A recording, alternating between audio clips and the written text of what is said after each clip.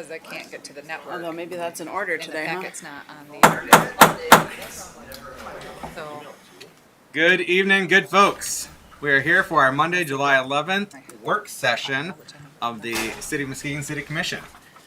First up, we have roll call first. Commissioner Gorman, Here. Commissioner Emery, Here. Commissioner St. Clair, Here. Mayor Johnson, Here. Commissioner Hood is absent, Commissioner Ramsey absent, Vice Mayor German. Here. Thank you. Thank you. All right, first up, we have City Park Concession Policy being led out by our DPW Director, Leo Evans. All right. Good evening. Thank you. Thank you for having me this evening.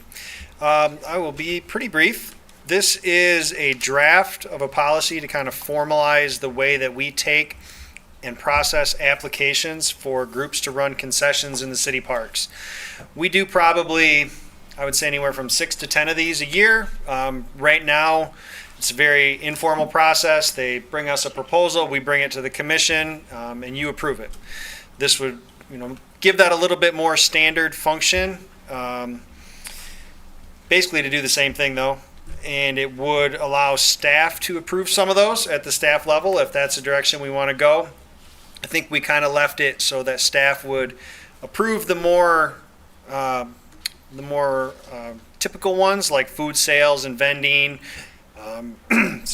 retail sales of park-related items, and non-motorized equipment rental and lessons. And that was really geared towards what we see day to day in terms of food trucks and the concession vendors like Beach Cove and Matt Kites that run down there every year. But anything outside of that would certainly come here. What we also have is exemptions, essentially to say that this does not apply to certain situations like Hackley Park, Western Market, the Farmers Market, any of those areas that really have their own policies and procedures. It would include the three, what we designated as more like brick and mortar type establishments. We have one space in the Pure Marquette Bathhouse. We have one space in the secondary building that's Matt Kites currently uses, and then we have the chalet that was just recently given to the Lighthouse Group for their operations.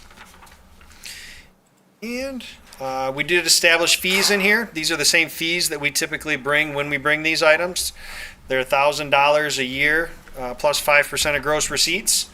And that would apply to any of our west side parks where most of these operates, then with a lower rate for anybody that operates in any of our other park areas.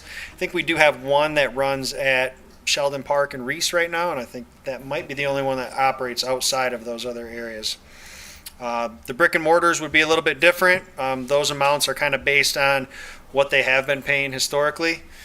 And we do also occasionally take donations in kind in lieu of payment for some of those fees. One that comes to mind is Matt Kites pays and provides and services the handicap accessible porta-john at their site, and we factor that into their decision.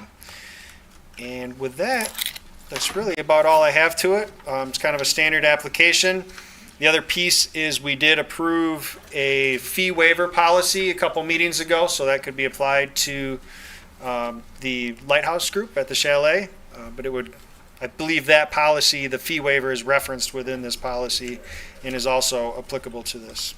So, that's it. I guess the goal was really just to formalize that process, and then if you don't want to see every one of those concessions come to the meeting, we can take that off the agenda and have one less thing to discuss. Sometimes people like to come. More often than not, they have not been kind of coming in attendance of those lately, so that's about all.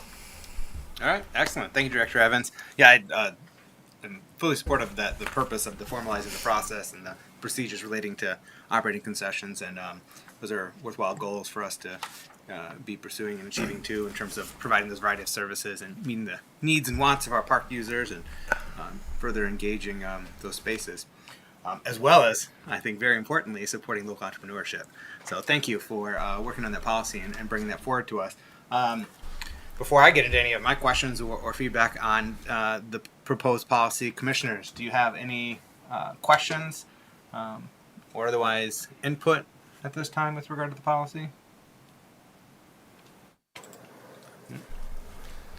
All right. One of the questions I have is just with regard to the flat fee of $250. So we would not be doing for all of our other park system. It would just be a flat fee of $250. We would not have any portion of gross receipts being collected. That's correct. That's what we proposed. Yes. And that's been historically the norm, or we just haven't experienced that so much where we have operators in our other parks. I think we've only had one request for operators outside of those park areas, and I feel like that was the fee that we proposed for her when she came and wanted to go to Reese Park, although I'd have to double check. It may have included a gross receipt factor to it as well, but we felt that incentivizing those other parks would hopefully draw a little more attention to those areas. Okay. And previously we discussed in the event that you get a permit for one of those non-beach, one of those parks that are not close to the beach or right at the beach, that they would have that lower fee, and that they could go to any of those parks. Like, so if you've got set up at Sheldon Park, you pay $250, go to Sheldon Park, go to Reese, go to McGrath. Given the wide access to our parks, I guess I'd be more inclined to still having a gross receipts on that, having the lower entry fee of $250, but still having our gross receipts collection on revenues generated.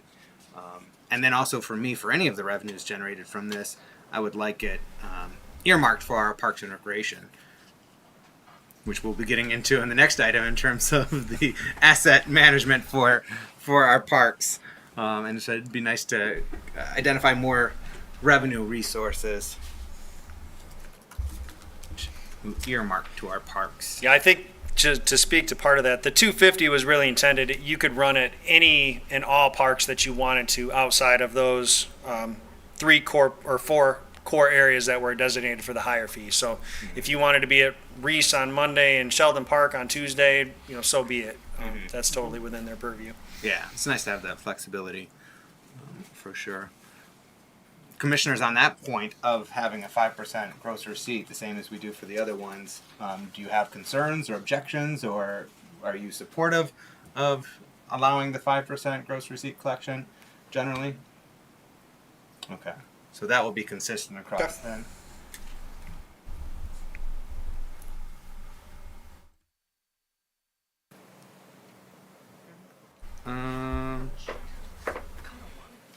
The other thing is, so I like the policy overall. The only thing is, I personally would prefer for the final agreements. I'd rather this policy inform staff of, in terms of working with applicants, and then bringing the final terms of an agreement that's reflecting this policy and informed by this policy, still bringing it to the commission for final approval. And there's a couple reasons why I have that preference.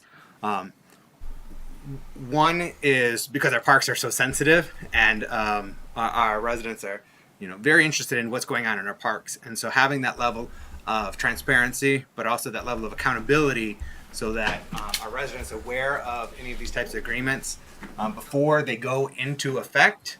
I think that's helpful. I also think it's nice, just publicity for any of these concessionaires operators.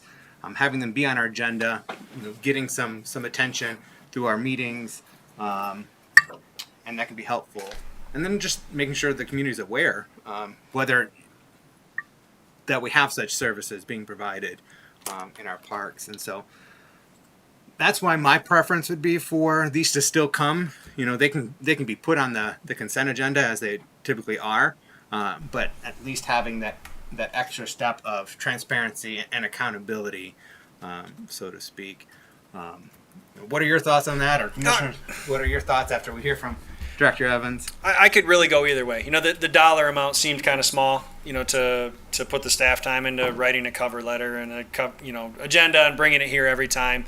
But the publicity is nice, so I'm not opposed to it. It's not burdensome to do it. It was just trying to maybe find a way to simplify the meetings and take one less thing on your agenda. So, but if it's something that the commission would like to see, we wouldn't be opposed to that. Okay, commissioners, what are your thoughts and perspective on that, Commissioner St. Clair? I would say if all things are equal from staff perspective, I think there's enough value in bringing it to the commission that if it's not a huge hassle, it makes sense to me. I think the more that people know about what's happening in our parks and what's available to the community, I think it's a nice entrepreneurial opportunity that not everyone is aware of, and this is a regular spotlight on that option. So, yeah. Thank you, Commissioner St. Clair. Commissioner Emery. Who am I? It's Monday. I actually like it when they come before us because then we have a personal contact with them, with people who are going to sell hot dogs in our parks. We get to know them better that way. But besides that, it's also brought to our community in a form through this meeting, or our commission meetings. Would you like to add anything else, Vice Mayor German or Commissioner No, Gorman? I agree. Pretty much, and I think it's a good suggestion. And then, like you said, letting the public know, and also have an opportunity, as Commissioner Emery said, getting to know, who's out there and what they're doing. So, just builds a better relationship. Okay. Thank you, Vice Mayor German. Yeah, thank you. Do you have any questions or additional input, Commissioner Gorman? All right. Thank you. Good job. Easier. Yep. All right. That being the case, we'll revise that, potentially have it back for the July 26th meeting on the consent agenda. Should be pretty simple revisions to get by tomorrow. So that's it. Okay. One other thing I'd like to, it's kind of a moot point because it's going to be coming to us, so any of the terms will come to us and we'll adopt them. But I am curious as to what, because I'm kind of wrestling with this question, and so I'm curious what the commissioner's perspective is on this, which is with regard to the prospect of, for instance, it mentions like our designated brick and mortar that you may have a lease up to 5 years, and then it would be kind of automatically renewed if they're still in good standing, and that could conceivably, as I'm reading it, could be in perpetuity. And so I'm just wondering what the commissioner's perspective on that, if to help inform staff as they are working on these agreements and bringing it to us, and then they're working with these concessionaires, is if that's the direction that we want to go, or if we want to say, hey, there'll be an option to renew, one additional term to renew automatically if you're in good standing, but after that you may be subject to resubmitting to RFP or going a different direction to open it up to others. And so I can see both sides of that. I'm somewhat leaning towards not allowing it in perpetuity, and having it resubmitted for bid or competition at some point. And so I'm just curious as to what you all think about that. I'm leaning like you're leaning, so don't want anybody to have a monopoly on it or in perpetuity, as you said. So, yes, I agree. Okay. I see nodding from Commissioner St. Clair, nodding from Commissioner Gorman. Did you have anything I to agree add or ask, also. Vice Mayor Yeah, German? it should always have opportunity to be open, and for others out there to have that opportunity as well if they choose to. So yeah, I agree. Okay, thank you. Do you have any questions for us, Director Evans, or anything else you'd like to share with us on this policy and how we are proceeding? No, just to be clear, you're saying they can have an automatic renewal for one term, and then after that, which could potentially be up to 10 years, it would automatically revert to a RFP type process. Mm-hmm. Is that what everybody understands? Okay, perfect. Yeah. Then I'm good. I still think it's subject to case by case. We still have the prerogative to deviate, but just as a general, I think, Okay. Understanding of how we want to proceed. Because I remember this came up with the bathhouse concessionaire when we gave another 5 year, and they'd already had it, and it's like, okay, after this one's up, I'd prefer to go, out to bid or make it available again rather than just automatically renew it. That was a couple. And I don't years remember ago. those off the top of my head, so I'll have to go dig those. I mean, we just did the lighthouse one for 3 years, so that one's good for a couple years. And the concession and Matt Kites, I feel like also still have a couple years, but I'll have to go dig those up. So, but yeah, very good. We can make Okay. those changes.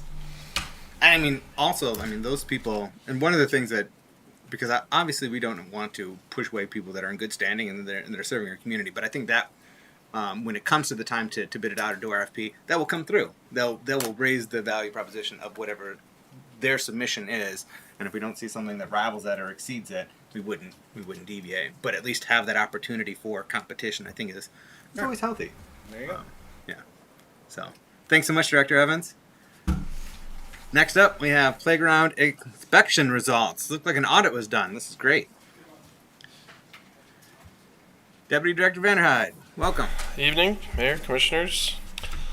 I believe we're going to have the presentation up on the screen, but you should also have it as a part of the packet. Excellent.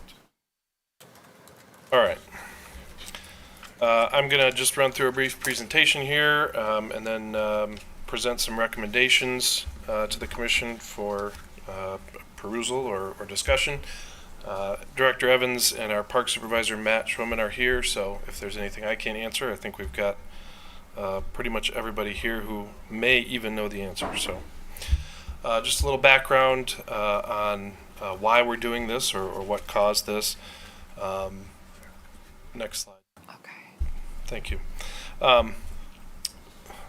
Many of the city's playgrounds are taking more and more of our Parks Department's resources with repairs and things needed.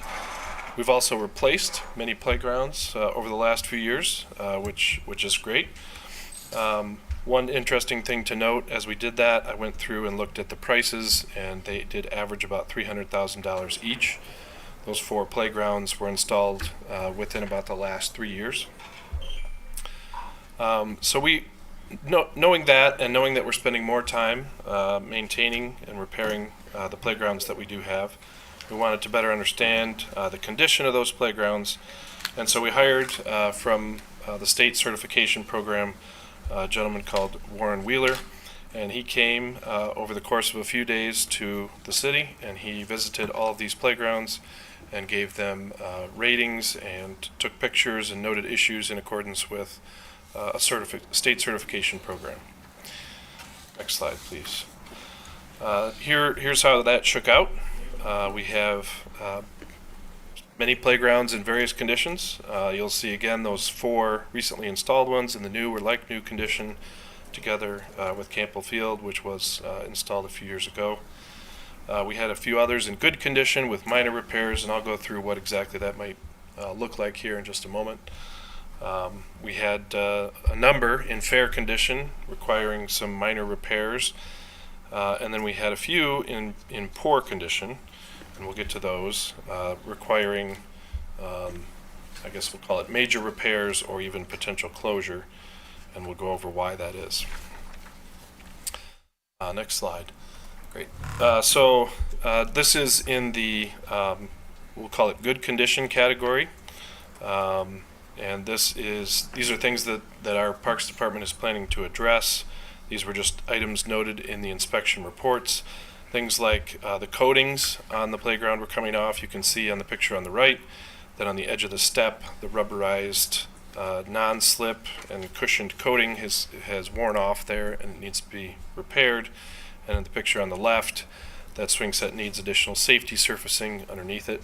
And those are issues that we can easily address. And in fact, our safety surfacing, we do that about every other year at all of our parks. The next slide shows issues from the playgrounds that were identified in fair condition. And these are things that usually require new parts. We're going to have to do some investigation. A few of these structures are old enough that the parts as they were originally developed may not be available, and we might have to find out what the manufacturer recommends or do some creative part sourcing. But this included things like you can see in the lower right, one of the surfacing tiles has come loose and needs to be reattached. The swing hardware is wearing and needs to be attached. You can see in the center there's a panel that's missing, and we need to get with the manufacturer to locate the proper panel and do some hardware tightening and things like that. So nothing major there, but just little tasks that the Parks Department needs to accomplish. And then on the next slide, we've got the problems that were identified in the playgrounds that are identified either for closure or for major repairs. And kind of working left to right there. the picture on the left requires probably the most explanation. So over the past couple decades, the safety standards for playground design have changed. When many of our playgrounds were installed, there wasn't as great an understanding as there is today about head and neck entrapments. And many of our older playgrounds have a space that is just small enough and yet just large enough that you might be able to get your, if you were a child, get your head into the space but not get your head back out of the space. If it's a large opening, then certainly your head would go in and out. If it's small, your head can't get in the first place, but there's a Goldilocks size space where you might be able to put your head in and not get it back out. Some of the playgrounds have enough of those that the recommendation was closure. There's really no way to address them all. There's some more discussion about that coming up. In the center, there's proprietary hardware that has been pretty well worn. We will attempt to source that hardware, but again, these structures are pretty old, and it's unlikely that we'll be able to find the exact piece. Whether we can get something that fits remains to be seen. The picture on the right is a picture of the slide at Joe Clifford Park, and those two dark spots in the slide, there are actually holes in the slide. So that particular element needs to come down. We may be able to find a panel to replace it, but it's unlikely that the slide itself is still available to be reinstalled. So on the next slide, we've got a list of the structures that were recommended to be closed. Margaret Drake Elliott is the main culprit, I guess we'll say, as it comes to head and neck entrapment issues. It's virtually everywhere, and if you walked out there, in fact, other staff members have since commented that they have wondered about that structure because it does appear to have lots of holes that kids could get through. So that one was recommended to be closed by the inspector in the report. McGrath Park has an older standalone separate wood and metal slide. It's got several really large openings that you could fall through and a few other entrapment areas, and just that particular piece is recommended to be closed, not the entire structure at McGrath. And at Cruzy, again, the inspector identified head and neck entrapment issues. They are not as numerous as they are at Margaret Drake Elliott, so we're going to look for some potential fixes and see if we can close up those holes or remove pieces to make them large enough that they're not an issue. But it was noted in the report, and closure is a possibility depending on the outcome of what we can do there. Next slide. So just taking a look on the financial side of what playgrounds are for the Parks Department.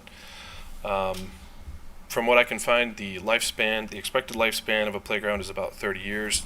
And that's really confirmed by what our staff has been seeing. Many of our playgrounds are approaching that age or even past it. And again, we've been seeing more and more repairs.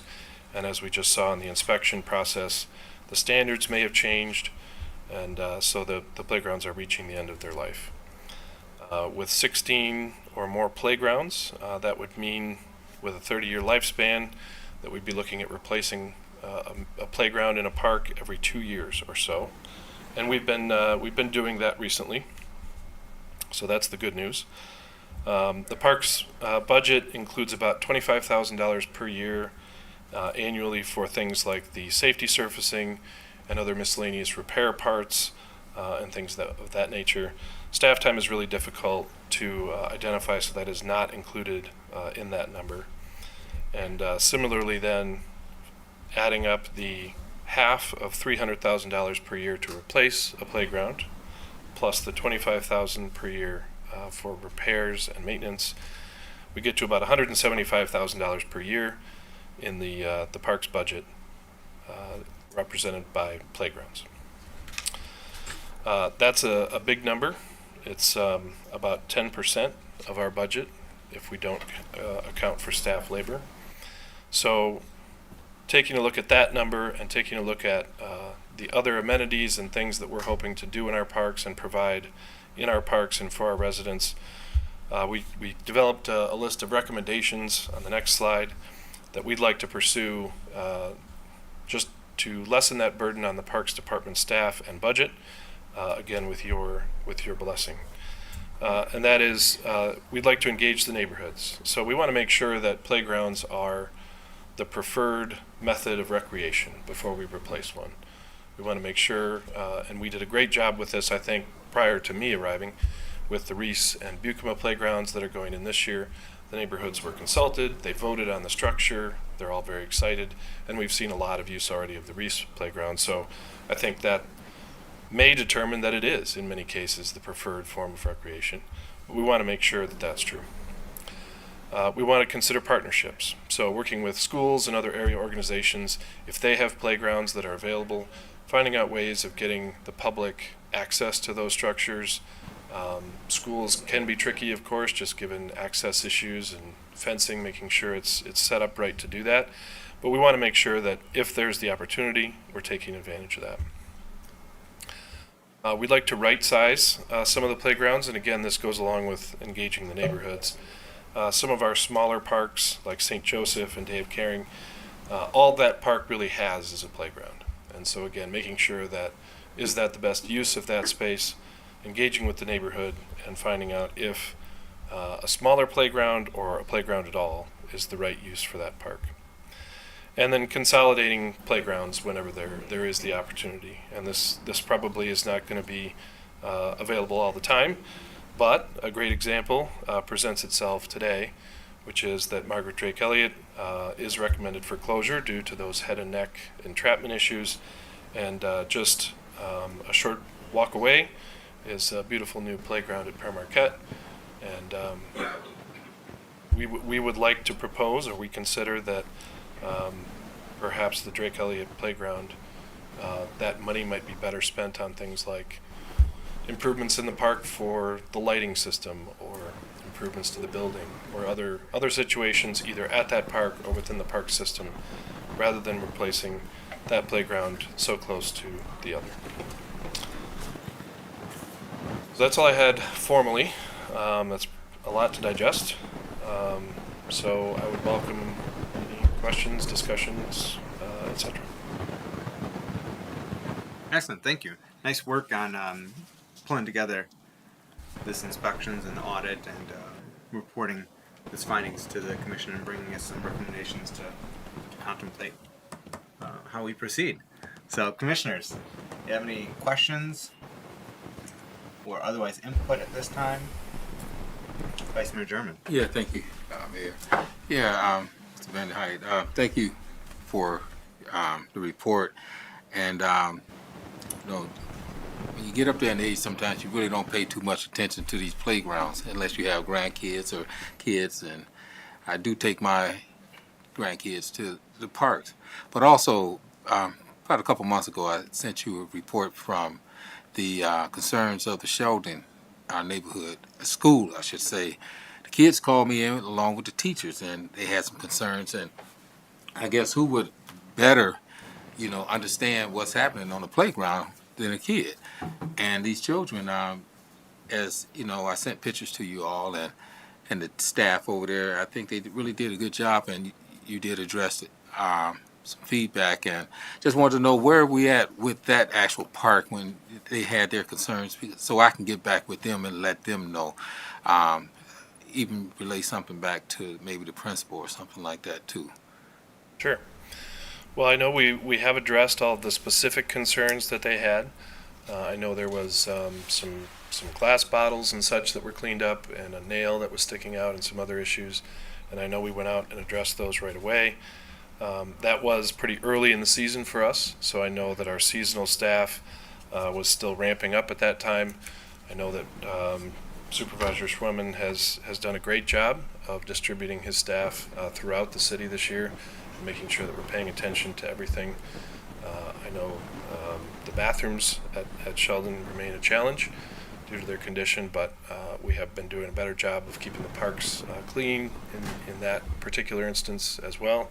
And I think the other issue that you had pointed out was engaging with that school and finding out if we could do a cleanup effort or have an educational time together.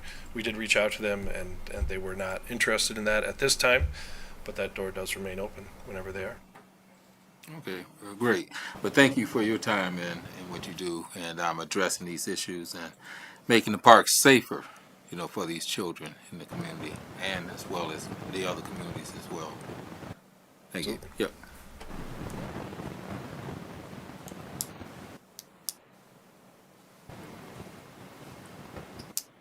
Anything else, commissioners?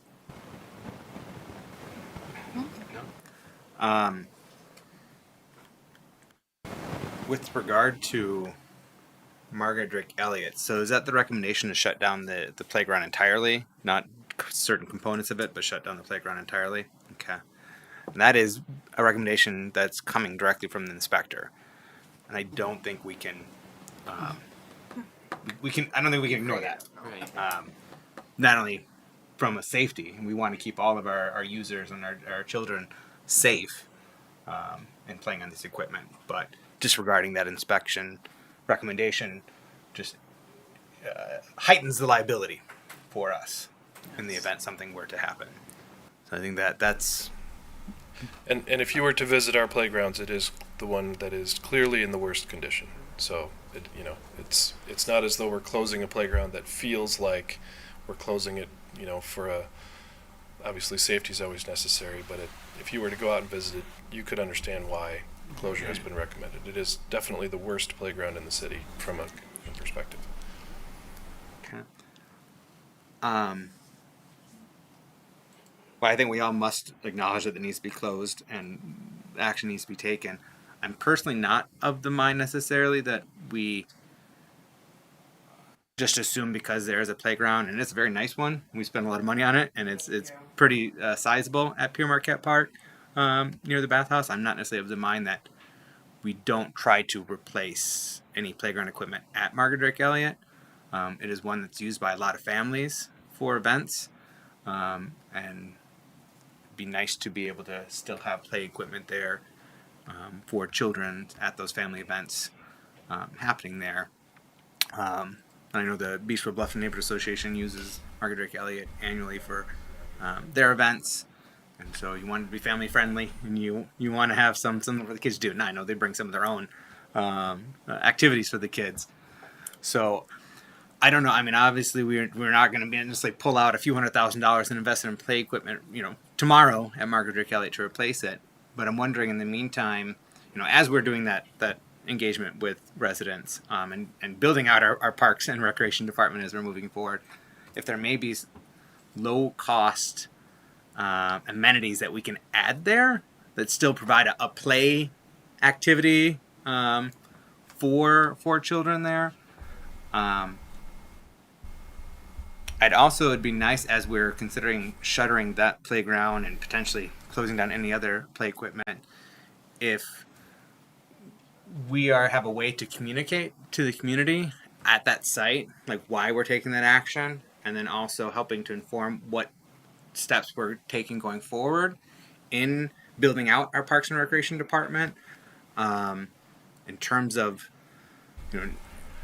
having that new director then shepherding the process to build out the Parks and Recreation Department, of us bringing online a Parks and Recreation Citizens Committee or Advisory Committee that will be working with staff and helping to recommend to the commission priorities, and then us doing that comprehensive update to our Parks and Recreation our Parks and Recreation Master Plan.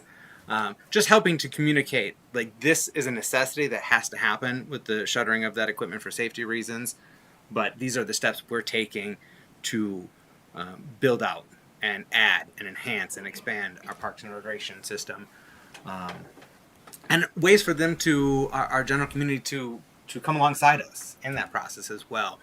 I know in talking to a number of people, they're really excited about the prospect of a Parks and Recreation Advisory Committee, and so many people I've heard want to serve on it. So many more people than we're going to be able to have space to accommodate there. And so something else, just to put a notion in people's minds right now, is the possibility of us helping to foster, not necessarily us lead it or create it, but help another entity to do so, which is something similar to what Grand Rapids has, is the Friends of Grand Rapids Parks and Recreation, where there's this, nonprofit community entity that exists that is working alongside the city, and that can be open to a much larger number of people beyond what our just citizens committee would be as part of our community relations. So that's something else that we could potentially help coordinate or foster getting off the ground and invite people to participate in, and fundraise and get grants to. Then if they're really adamant about building another large playground equipment or play structure there, then we can help with the fundraising for that and generating attention. But Commissioner Emery, did you have something? I did. Oh, go ahead. Okay. Stop me from speaking. Come on. Just going on and on. Because, I am commissioner of Ward 4, which is some of the largest, I think, parks that we have. I'm concerned about, I understand closing of the playground at Margaret Drake Elliott. But I do have concerns as a parent and as somebody who used to bring lots of kids out there, not replacing it or not repairing it. With this, did they give us some ideas of possibility of repairing that structure, or is it just outdated to the point where we can't repair, we have to replace? And I'd be happy to send you the actual report from the inspector for this or any of the playgrounds or all of them if you'd like to see them. The inspector recommended closure of that one because the head and neck entrapments were so numerous and prevalent throughout both structures. It would require, major changes to the structure, major investment, and frankly, the condition of the structure really just doesn't support that. But that is one of the reasons that at Cruzy we'd like to try to repair it if we can, just understanding that we'd be taking out two, of the waterward playgrounds within the city if we were to take both of those down. So that one, the issues are less numerous, and so it's possible that maybe certain portions of the structure could be taken down or certain portions repaired or replaced to allow that one to remain at least partially open. Yeah, as once a parent or grandparent that brought my kids out there, there are sometimes you want your kids in the sun, sometimes you don't, and that's one of the big benefits of having that park at Margaret Drake, or that playground there, is to get your kids out of the sun, yet get them outside for fresh air. And also, like the mayor said, families that have picnics at Margaret Drake Elliott want their kids to go off and play and burn some energy, and so I just think that playground is pretty important. And I'm not going to speak for my neighborhood, but I'm going to speak for my neighborhood that I think they would agree. Anyway, thank you for this. And if you could forward that, I would be very pleased. Thank you. Absolutely. Commissioner Gorman. Is there any, if the playground comes down, is it just blank over there? Like, could it be repurposed? I mean, what I'm thinking is, can it just be like a sidewalk chalk area so it could still be used, but there's not a hazard of what we're talking about, but it could still. Some play activity. Yeah. There's no Lay cement down. under it, though. Could we lay some cement? That could be kind of cool. Or, I just I mean, wonder if if there's opportunity to like rethink that space. Some tic-tac-toe, or I don't know, Yeah, add some- yeah, something just, like, to your that's point. lower costs Yep. and provides some play activity. Something. If it's what's it, bocce ball? Yeah, oh yeah. Like something. I like the Gaga pit idea. Gaga pit. There we go. I don't think I'd want my kids throwing a bocce ball. Okay. I don't know. Right into the yes. Some safe, fun. Little play safer, activity. something Yeah. safer, Not like please. a structure. Yeah. Sure, we'll certainly look into a way to reuse that space in a way that provides Thank you. a similar, if not equal, amenity. Thank you. Commissioner St. Clair. What would the timing be on removing that? Now that we are aware that it is a risky space, I'm concerned that it's a risky space and we know it. Yep, our plan is to put boots to ground essentially tomorrow to close it. We'll see what exactly that looks like, and how effective we can be with that. It may involve a fence or something of that nature, and then as soon as staff can be tasked with taking it down, it will have to come down because, despite our best efforts, some folks will attempt to use it anyway, and so we want to be safe about it. Indeed. And then with regard to McGrath, that's just one standalone wooden metal slide structure. Looking to close that. And then with Cruz, you mentioned earlier, we're likely going to be able to make repairs or some modifications to mitigate the unsafe conditions, but still allow the play equipment to remain. That's our hope. Yep. Okay. All right. So in terms of, I think it's all great. Your broader recommendations, engage the neighborhoods, 100%. That community engagement and facilitating of getting that input from what our residents want and need in the terms of play and recreation in their neighborhoods. I think that's absolutely necessary. Are you looking at doing?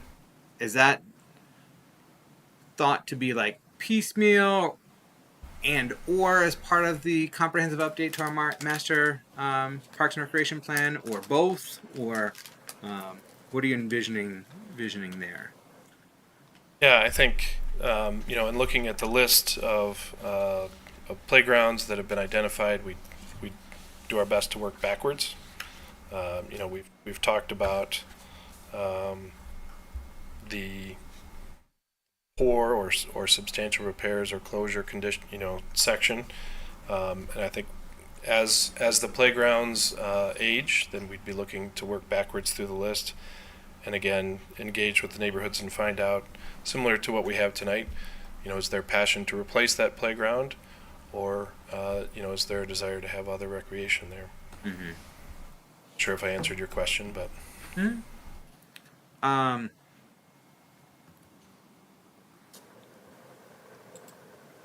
So it sounds like near term we may do it piecemeal based upon the playgrounds with structures that are the most disconcerting.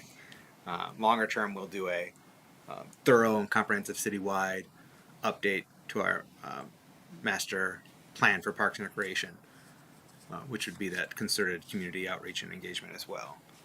Sure, we could definitely do a broader effort and engage with the neighborhood association group or others, or the Parks and Rec committee when that's available.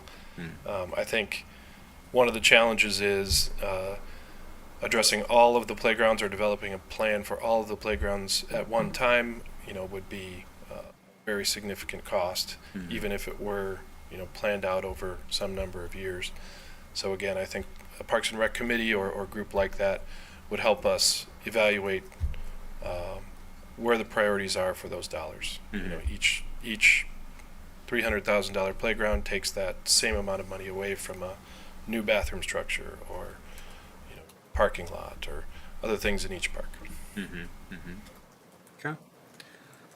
Like the idea of partnerships and how do we explore with other schools and organizations so that we can complement and not necessarily duplicate. It's great. And right sizing playgrounds certainly welcomed. And the consolidation where it is practical and functional. I think these are all excellent broad recommendations to the commission. I don't necessarily have anything to add at this time, or any questions. Commissioners, do you have any questions or additional input? No?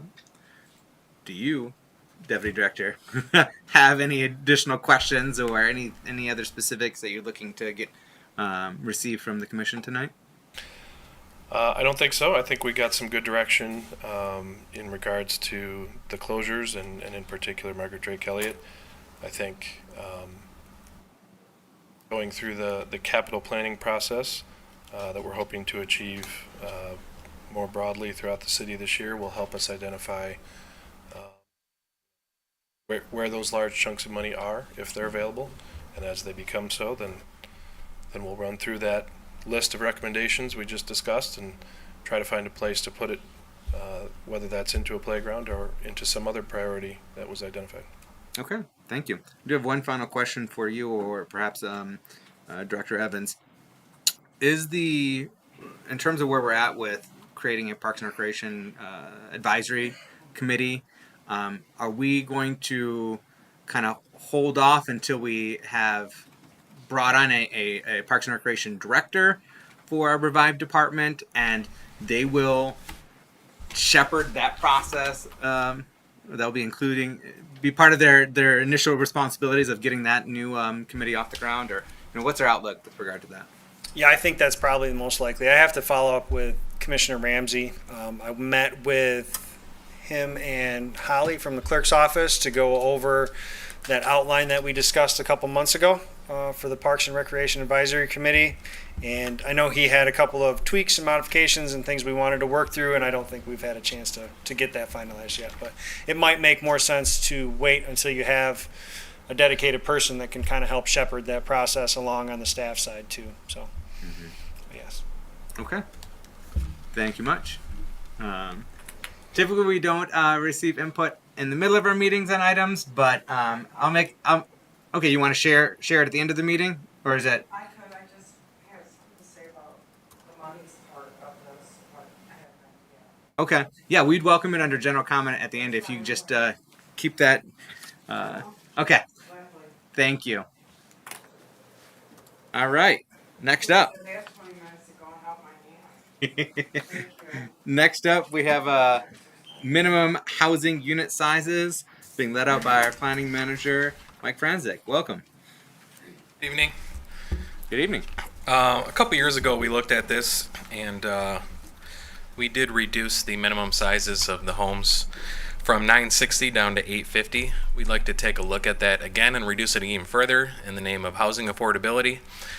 We keep on searching high and low for better ways to make housing more affordable in the city, and really it's coming down to the cost of construction. So I'm going to go over a little bit about what our code currently says, and we have Mr. Duzendang here to show some of his calculations on what he could provide a home for if we reduce the sizes. So pass these out, take one and pass it down. This is our residential design criteria, and I've highlighted a couple of sections.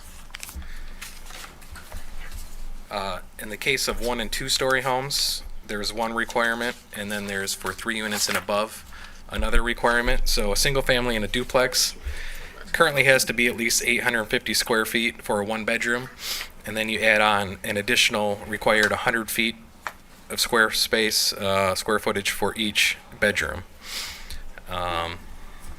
Also, the code, if you take a look at the last page of this handout, it gives the definition of residential floor area, and it's the area in a dwelling unit included in the determination of occupancy restrictions.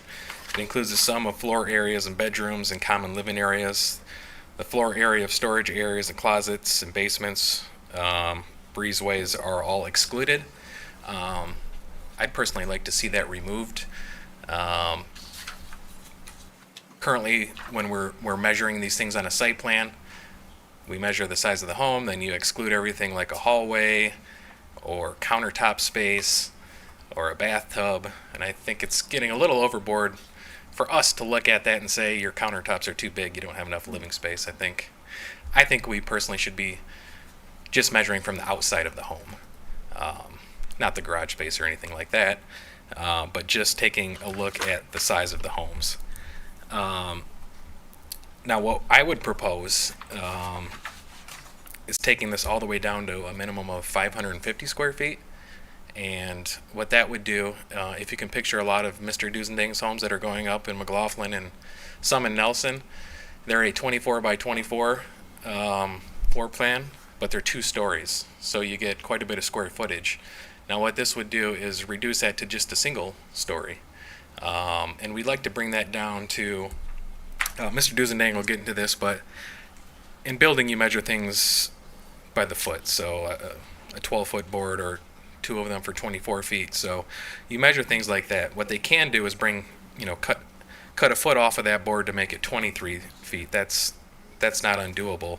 And what that would allow is we have a lot of 33-foot wide lots in the city.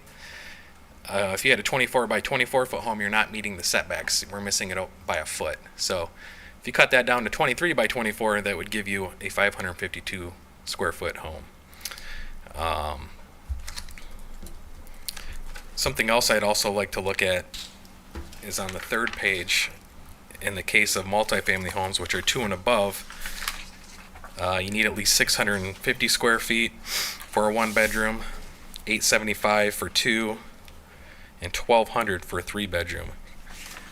Now that's probably going to create some problems with some of the proposed apartments downtown. In fact, we had a meeting on Friday with a developer, and they're proposing 1 and 2-bedroom and studio apartments, and the studios go as low as 414 square feet, and that's something we don't have a lot of in the city, and something that's very much needed. That would never fit with this design criteria. So I was thinking maybe not even having a minimum, but then we also ran into some situations with people trying to cram some people in too small of a building. I don't think that would be appropriate, but I think around the 400 square foot, or maybe in Grand Rapids they even have some, I think, going as low as 360. So not exactly sure what that magic number is, but I think seeing something along the lines of that would be good.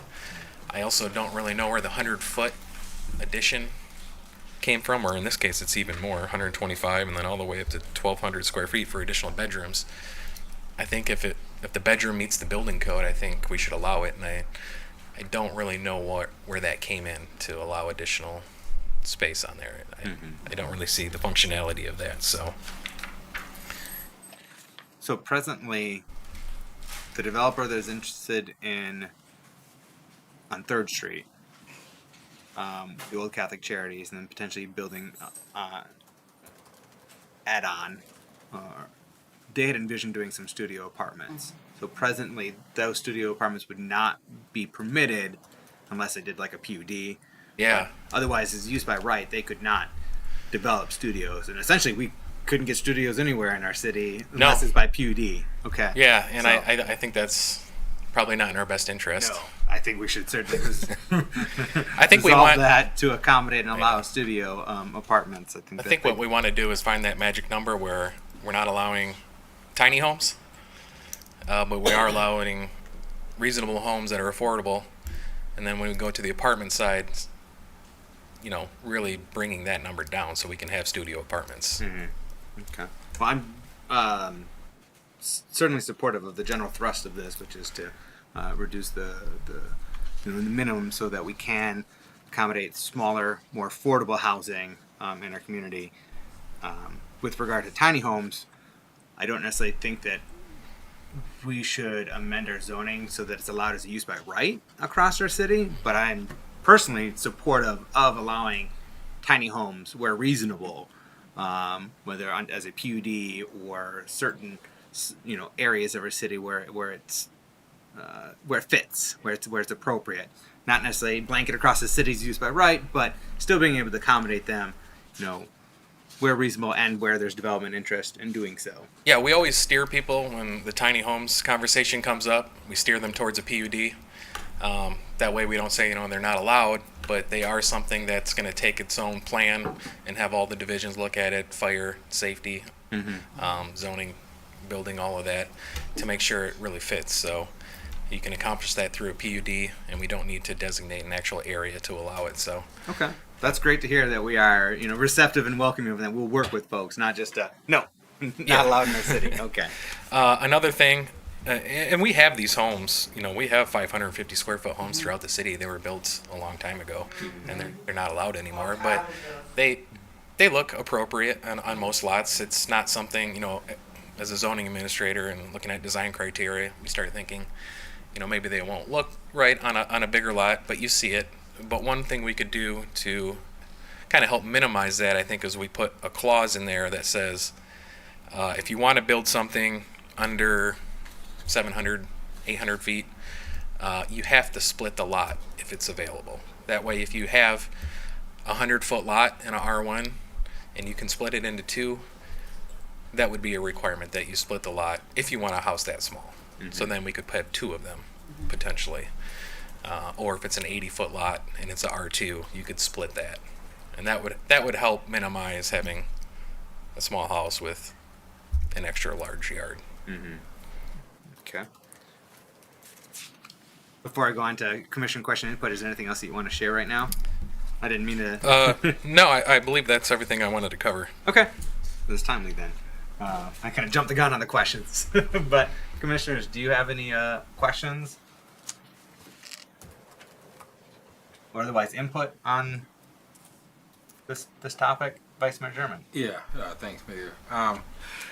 I guess I was just trying to, Director Francis, visualize, what the homes would look like at this size. And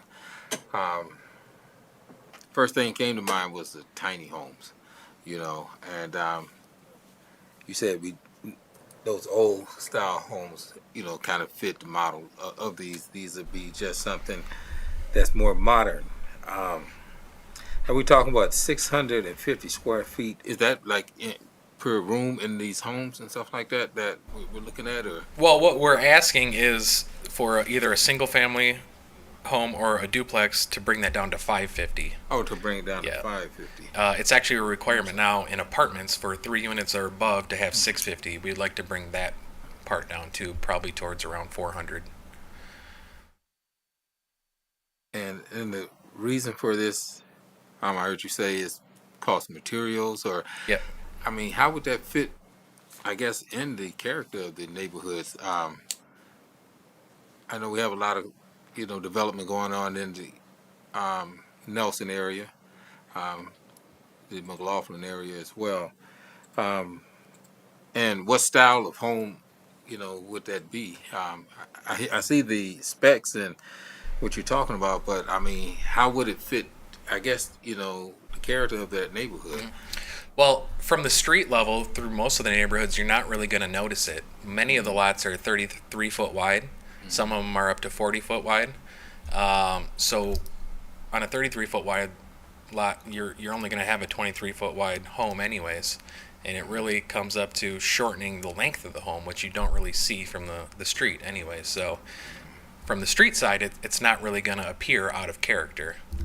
The houses will be smaller, but the street presence, the way it would be shaped on the lot, it's going to be pretty similar to some of the smaller homes you already see around the city. And it's not going to look anything like a tiny home. Right. Like if you take a look at the chalets downtown, a lot of those are only 90 square foot. This would be like 6 times larger than that. So still quite large, much larger than what a tiny home would be advertised as. I guess I would just have to kind of see some type of model or something like that to kind of give me a real good visual, basically what it would look like. I kind of got some idea. But Mr. Dusending might have some with him. Maybe not. I guess I'd like to say too, if you look at many of the houses that Dave has built throughout the city, like Mike said, they're essentially 24 feet by 24 feet. So this would allow you to have a duplex where there was an upper and a lower unit that met this criteria, and it would just look like the houses that are being built for one family right now. So they would fit in the neighborhood, but they could be 2 units. Okay. So you saying I'll go ahead. If I understand you correctly, you said a duplex. We're going up or out? Up. Okay, we're looking at up. Okay. Mm-hmm. Okay.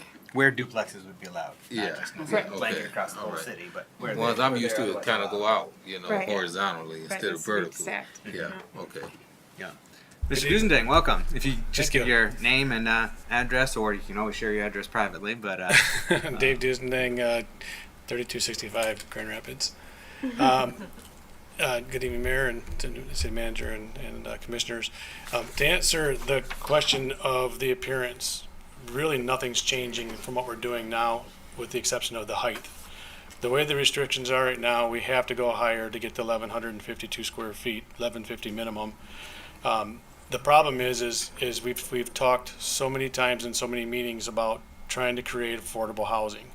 And I'm sorry, it's not possible to do affordable housing with the inflation that I think last I looked it was 8.3.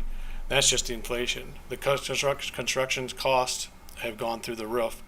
And in order for us to get the rents, and I'm using the rental as the median now, not so much for sale, but in order for us to get it down, right now we started out with the hopes of getting 1,300.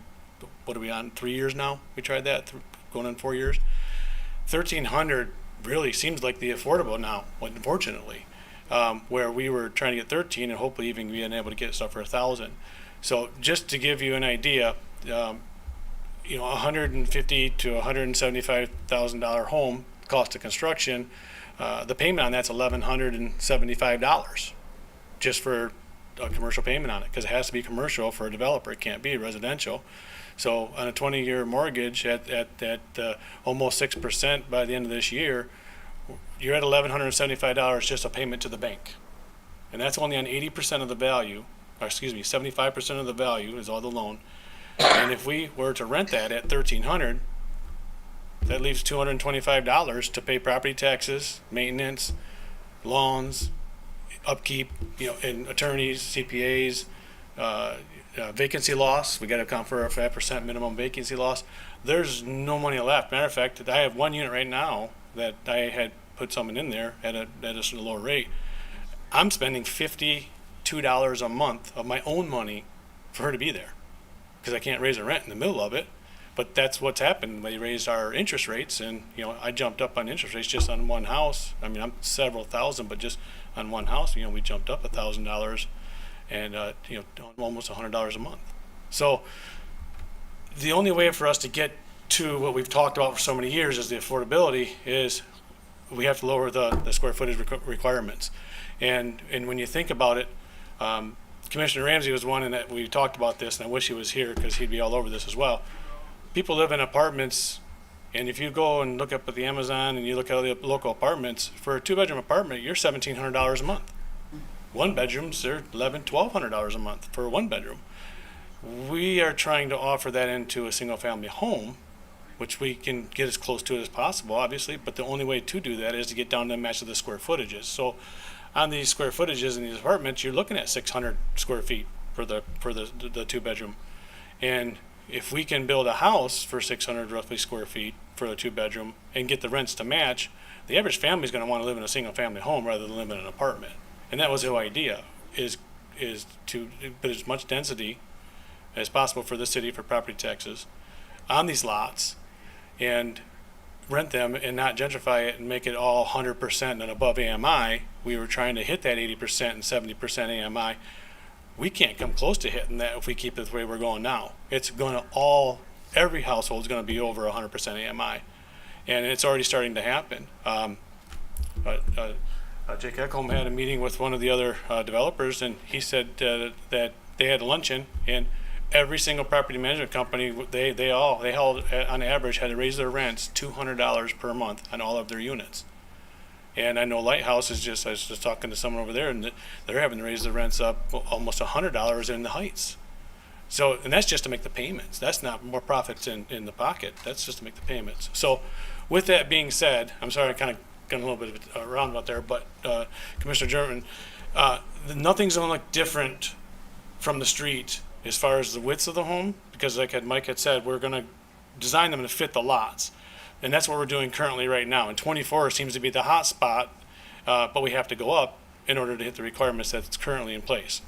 If we can lower it, we don't have to build the same 2-story over and over and change the elevations as often as we can, depending on where the last one was built. We now can offer ranches. We can offer split levels, bi-levels.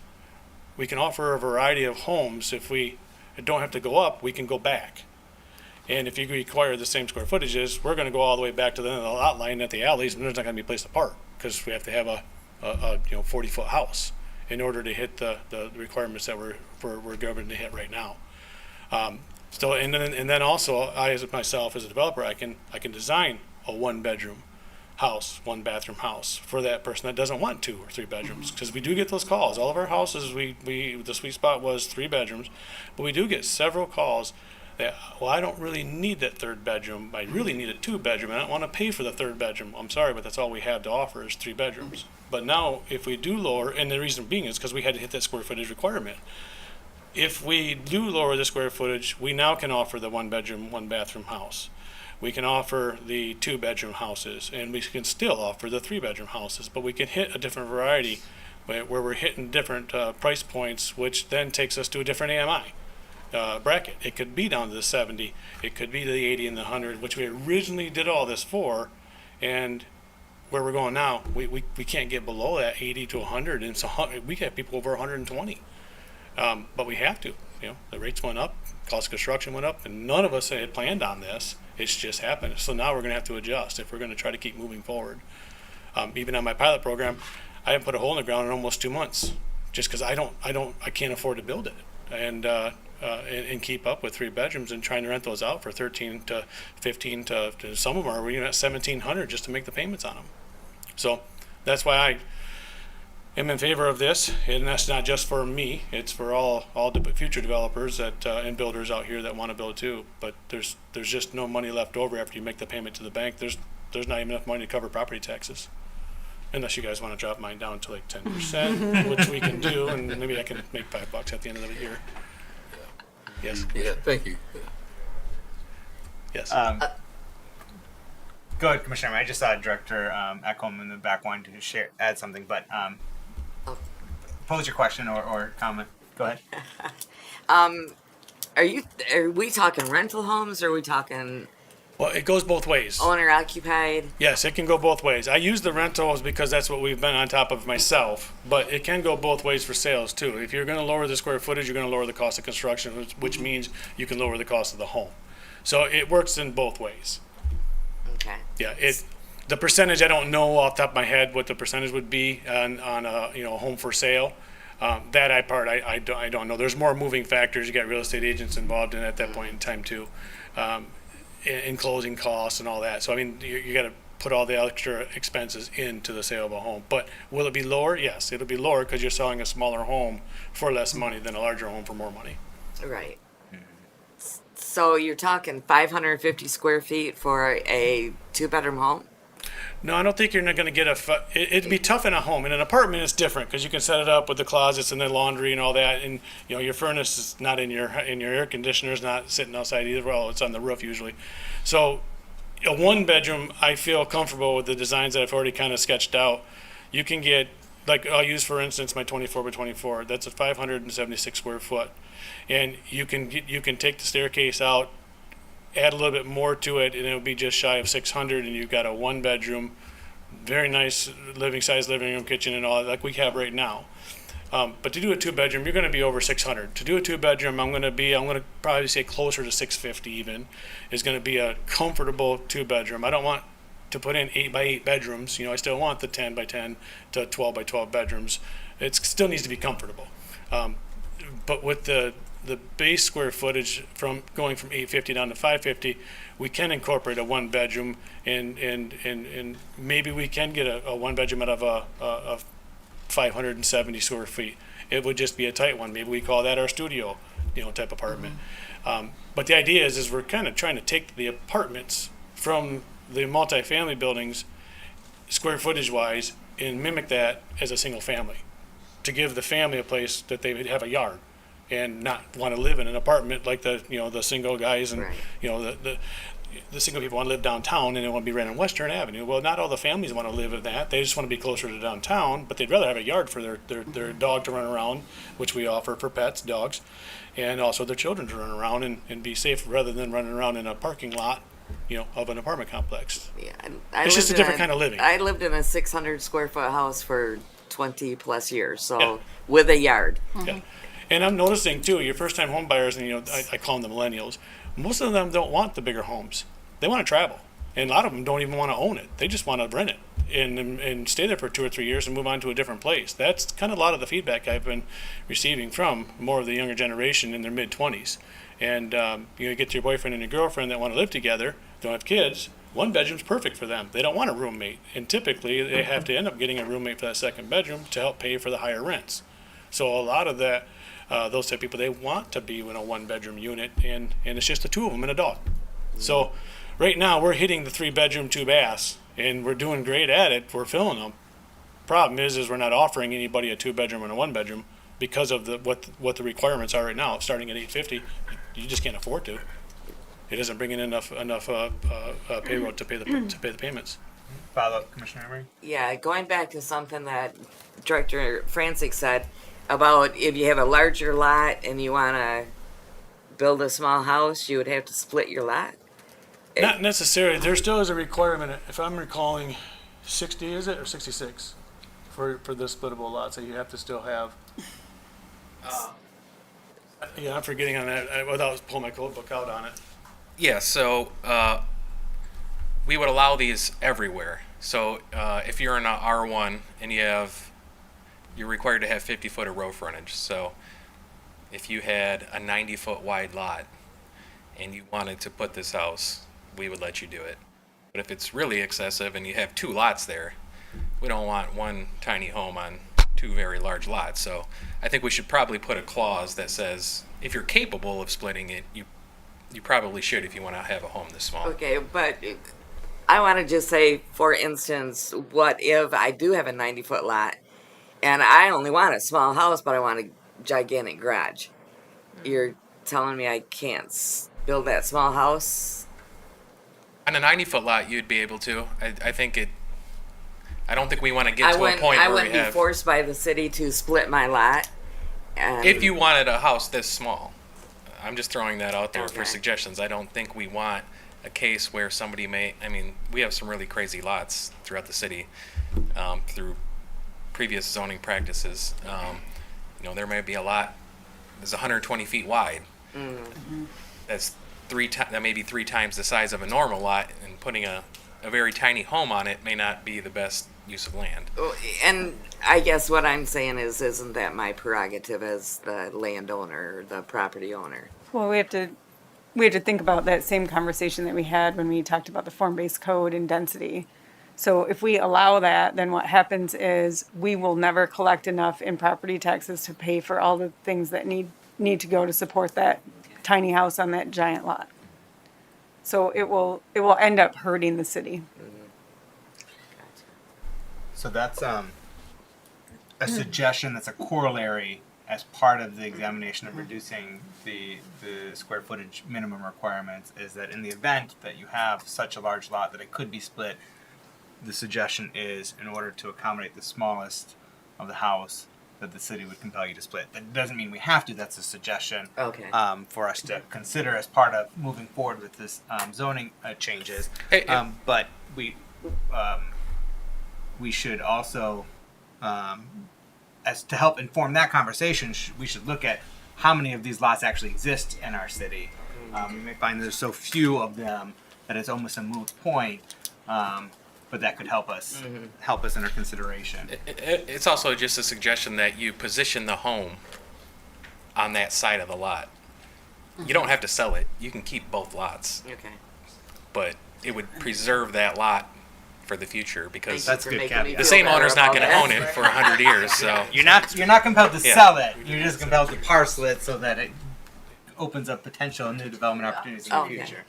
Gotcha. Well, I'm thinking, my little 600 square foot house was on a 40-foot lot, but the lot, because the house sat way in the back, I couldn't add to the back of it, the house. I couldn't add up because of other issues. I couldn't add to the front. I couldn't add a garage. So that's why I'm like, well, maybe I want to live in this little tiny house on a 60-foot lot so I can have a garage. So that was my concern. Director Ekholm, I think I sensed Yeah. Commissioner St. Clair has a question, but Director Ekholm, did you want to jump in and add something to this conversation or something Yeah. from earlier? Related to this conversation. Okay. Yep. So, one point I wanted to make, I think Dave did a really good job kind of highlighting some of the issues we're running into on the infill rental housing, which is a need. I think we're going to see in the upcoming housing needs assessment that we've contracted that's going to be a huge need because of the upward pressure on rents in the single family rental market in all of our neighborhoods. I think we're going to see that everywhere. And I think you're going to see people getting displaced that maybe we didn't expect. And I'm talking like people in Glenside neighborhood, Beechwood Bluffton neighborhood, like places where we're not usually focused on that economic gentrification question. I think you're going to see that. And, we mentioned just flat rate market level increases across the rental market. That's happening everywhere, and we're no exception in it. A lot of it has to do with market factors outside of our control. A lot of it's COVID-related issues that are basically, nobody has been evicted for a very long time. And so because of that, typically most landlords would tell you they don't increase rents while there's a tenant in the unit. They increase rents between tenants during what they call turnover. So they come in, they make capital investments in that unit, they put in new flooring, new fixtures, and then they up the rent to reflect the unit. That hasn't been able to happen for over 2 years now. And so I think most of these folks are probably planning large increases to try to build up reserves for deferred maintenance, and that's not including all the concerns that Mr. Dusending shared about increasing interest rates. And that's really the point I wanted to make. Before I get back to that point, the one point I would also make to Commissioner Emery is, you obviously lived in and enjoyed a 600 square foot house for many years in Lakeside. If I wanted to come into Lakeside and build that house right now, I can't. So at all, because of the restrictive minimums that we have in our zoning ordinance. So even if we come up with provisions that say, to your point, okay, you have a 90-foot lot, you got to split it. Like Mike made the good point, or Director Franzik made the good point, you can keep both lots, but 25 years down the road when you sell and you're happy to sell and move on, we have the opportunity for somebody who doesn't necessarily want such a big yard to sell that lot and have a new home built. So that aspect is important. But I wanted to use an example to kind of make a point why this is so necessary. We talk quite a bit and quite productively about true affordability for some of our residents, and it's really a word that I think a lot of us that work in housing don't necessarily like the term affordable because it's extremely relative. And we have a large cohort of working class people in our community, and we like that about our community. And so we've seen folks give us a lot of feedback saying when we're marketing homes at 180, 190, 175, that's not affordable. Because we grew up in a community, most of us that are from here, where houses could be gotten for $45,000 to $80,000 and be mostly move-in ready, and a lot of us benefited from that. But those days are gone, and that's just because our market was so artificially deflated for so many years because of disinvestment and restrictive and segregationist practices in banking and real estate. That now that we're recovering from those things, people are not necessarily understanding that that's not a normal housing market. It's not normal to have houses that are move-in ready for $50,000. And that's proven to be a challenge to try to make space for everybody. And so as an example, the homes we did in Jackson Hill with Mr. Briggs, we took in total a $58,000 loss on those two homes, which is okay because we can get it back in the brownfield. And we will over the next 15 to 16 years, we'll collect that in the property taxes and get that back. But if I were to try to build that same home today, the building costs alone would be $285,000. And we sold each house for $200,000 and $206,000 respectively. So, I figured it'd be good to give a non-Dave example just to make sure that we understand this is not exclusive to his development work. I had to turn down an offer on the next lot over for $215,000, which was higher than either of the other offers we'd gotten on homes, because I couldn't confidently say that I was going to get a loss that would be recoverable in the brownfield. So that's what we're running into. And that's before we even talk about interest rates. So those people that are in those homes that I sold last year to those families in Jackson Hill could get pre-qualified for $200,000 to $206,000. That may not be the case today because interest rates are double, and near double what they were, and they're going to be even higher, which is adding hundreds of dollars a month to people's payments. So, the feds are trying to cool off, the inflation issue which was referenced, and that's actually taking people out of our housing market. So we're kind of trying to strike a balance, and so it's a matter of access and equity. So we have these homes that exist right now, and if you're lucky enough to get one that's already existing, like Commissioner Emery's former home, then great for you. But if as of right now, we're bound by our own rules where we can't build those homes new for people. And so it's about making sure we make space in all neighborhoods for people at all price points. And that's really the reason that we started initiating these conversations. Like, we're really, our hands are tied by our own rules. We really can't make these affordable. We're never going to get houses for sale. Setting aside the rental conversation, we're never going to get houses for sale under $200,000 if we have to build them as big as we have to according to our zoning ordinance. So I just wanted to touch on that from really an equity and access standpoint and use that example to kind of show you, like, I can't do that again. I can't build those 2 houses and sell them for 200 in this market. So Thank you for that. So I can assume that the $55 a month, the rent I paid on that little house for 20 years is done and gone. put a 1 at the beginning and a 0 at the end, and you're probably closer. And that's unfortunate. I think we've had some single market rental studies done by the private sector, and some of those folks, including Dave, have been kind enough to share that, or will be sharing that. And we're going to have a kickoff meeting, I think, Wednesday with Bowen National Research, but it's a epidemic issue around the country. There's just we're millions short in housing units, and we're no exception. And what we're finding, and I think what the data will bear out, is that folks that are truly in need of sustainable supportive housing or subsidized housing, those 30% AMI folks to 50% AMI folks, they are largely housed. Not to say that there's not issues and shortcomings or issues with quality of that housing. But where we're running into problems is really like our ALICE families, asset limited, income constrained, employed families, that are your 50 to 120% AMI in some cases, and those folks are just getting completely squeezed out of the market. So, to our point, that's most of our community, our working class people. So I just wanted to touch on that. I think Mike did a great job from the technical zoning standpoints, and Dave gave a really good overview from the developer standpoint. But just from an economic development standpoint, like, that's really the problem we face, is we will see people getting displaced in our neighborhoods. It's probably happening now, and until we make some considerable changes to what we can build for people, there's not much we can do about it as staff. So One final follow-up. Well, we can come back, but I'm gonna. okay, after this question is for Dave.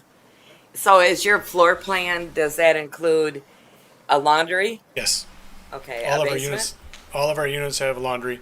If we can fit the basement in the budgets, we will. But then again, we're looking at $18,000 for a basement. Okay. So right now, I'm trying to design a plan right now that is basically a split level. Sorry, kind of like a bi-level, because we're already paying for the 4-foot frost wall as we're building right now with the slabs on the pilot program, not the ARPA's basements.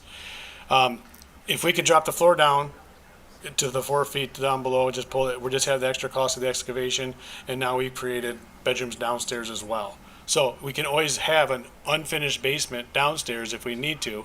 And if you want that second or third bedroom, or even a second bathroom, and you can afford it 5 years down the road, we can always add that. So I'm trying to be creative right now with keeping that main level square footage down to that 570 area, even all the way up to the 650 with a 2-bedroom, and then offer the one down below. So right now it's all about budgets. If we're going to lower the square footage to get the cost down, we don't want to add more cost back in to give what we're not currently giving right now. So we're working on it, but I'm not there yet with the cost. I'm thinking a basement not as another bedroom, but as storage. Yeah, Because what I lacked the most was storage. Yeah, and that's what we are right now, even in our houses. That's why we put the bigger garages in for the storage. And then we just did a series of a few houses that we couldn't put the garage in. They were costing us like $35,000 for a 2-stall garage that we used to be able to build for $12,000 to $14,000 just 2 years ago. So it was taking it and shoving the cost of the unit so far over that we couldn't even pull the rents to even pay the payment on it. So what we've done is we've ordered up sheds built by Amish, and we're putting out there, I believe they're 8x10 or 10x10, I can't remember the exact now, size shed for more storage outside, for the trash cans. And we're doing the lawn service now, so where you don't even have to have your own lawnmower now. So we're trying to take care of all the lawn services for everybody as well. So storage, yes, definitely, it's going to be a problem. But when you're doing a small home, like you just said, you live and you have a small home, it's hard to have a lot of storage with a small home. Yeah, I did build a 10 by 12 shed. Yeah, So. and can I ask you, did it help? Oh, absolutely. Okay, Yes. yeah, so Because we've ordered I up. was able to put my lawn equipment in it and my bike and. Exactly. And our goal is we try to keep everything out of the front of the home, behind the home, and if we have an opportunity to stow it away, we expect you to stow it away. And I can't expect that if I can't provide something from them, put it in. So that's why we've ordered up on those. I think there was 5 houses total. On those 5 houses, we've ordered up. The sheds are already in production. We're just waiting for them to be delivered and set. For that reason, because again, we're trying to hit the cost, get the cost lower, so that the rent can be lower. And if the cost continues to stay high, the rent's got to be high. $55 a month. I know. Can I move in? I'll give you 100. I'll give you 100, 150. Thank you, Commissioner Emery. Yeah, we can circle back to you if you have additional Well, I'm good. questions or input, but I want to One quick ensure that Commissioner. addition to that is in this residential design criteria, we do have it, and I would like to keep it this way, is that you have to have at least 15% of the interior living space reserved for storage. And if you don't have a garage, you have to have a shed. So that's something we want to keep as a requirement so that we don't start seeing a lot of blatant stuff being stored outside. Right. Mm-hmm. Right. Yeah. Don't look at my. I still have that, but. Indeed. And one more thing, Commissioner Henry, sorry. Yes. You had mentioned about having that larger lot. If you have a 90-foot lot and you have a smaller house. We actually did that over on 7th Street. We built a home for a customer that it was a custom build, and they had a large lot. And with Mike's direction, he said, I'd like to see that split. They still own the lot, but when we did the placement of the house, we put it on the far side of the one lot so that they had a bigger, larger side yard and a backyard. But just like he said, down the road, if they sell it to somebody else might want to build an income property next door. Or just sell it off and get the money to help pay their mortgage. So we've already done that. We've already implemented that already one time over on 7th Street. So the idea of the larger lot with a smaller house, that's how we took care of it already. Thank you. And they were very happy with that. The customer was. Excellent. Commissioner St. Clair, did you have some questions or input on this item? Not necessarily questions, just a few comments. I live in Lakeside and walk around for exercise a lot, and there are a lot of little houses in my neighborhood, and they're just there. They're cute. They're functional. They're always occupied. So I think to Vice Mayor German's question about will they fit into the neighborhood, they do. They're everywhere in the city, and you walk by them or drive. One thing that I was thinking is I think there's an opportunity for people with mobility challenges in this to be able to have a smaller single level house. It's really hard to find a house that you don't have to climb stairs currently. I have several friends who are actively looking to downsize. They're retired and they want to retire into a house that doesn't require so much upkeep. But they still like their lawn. So I think that, there's talk about millennials, but I will tell you, my 22 and 23-year-olds are Gen Zers, and they're having a hard time finding housing right now. So we're past the millennials are 40 now. So yes, I'm still. I mean, 36. on the top end, they're not necessarily college kids anymore. Gen Z are the college kids now. I'm still 36. Yeah, we're a few generations away.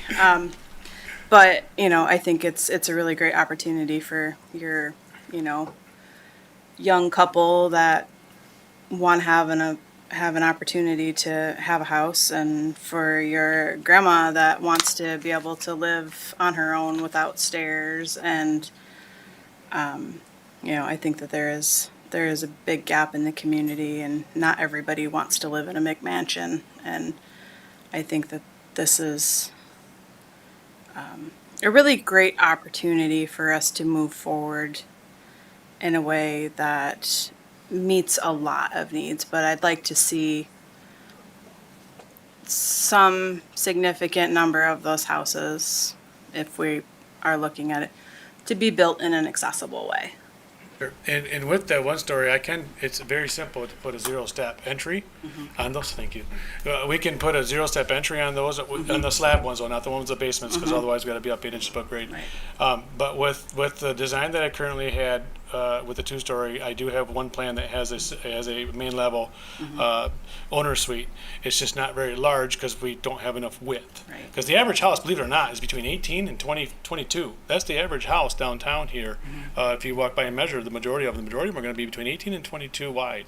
So we're squeezing into them at 24. We're right to our lot lines at 5-foot setbacks just to get a wider home for them. But we can definitely do a 1-story, 1-bedroom. That person that does live alone, and that we can always add a bedroom off the back side of it and still make it accessible. Thank you. No problem. Any follow-up, Commissioner Sinclair? That's it. All right, excellent. Commissioner Gorman, do you have any questions or input on this topic right now? No, but I've enjoyed the conversation. Excellent. All right, any follow-up from Commissioner Emery or Vice Mayor German? Yeah. Thanks, Mayor. Where your target market? Where are you looking to put these houses? Because we got these neighborhoods here. I know you're working now in the McLaughlin area, Nelson area. Yeah. As Commissioner and Vice Mayor over Ward 2, Jackson Hill, Angel, McLaughlin definitely opposes stuff like this. These type of homes and stuff like this. So I'm just looking at what are you looking at, Mr. Duzadine, and I guess for Director Franzik, and what are your sites? Because you're the planning director. What are you looking at also for Mr. Duzadine to put these type of developments in these homes at? What areas? With myself, because the code it won't pertain just to me. It'll pertain to just basically the general public. But just for myself, I primarily, with my original contract, is Nelson. And I have various lots through, Marquette and a few over in Jackson Hill, and none in Angel, though. I do have some in Campbell. So in Nelson, kind of the further we're going back, it's just before McLaughlin, we're trying to hit more, I wouldn't say just smaller type home.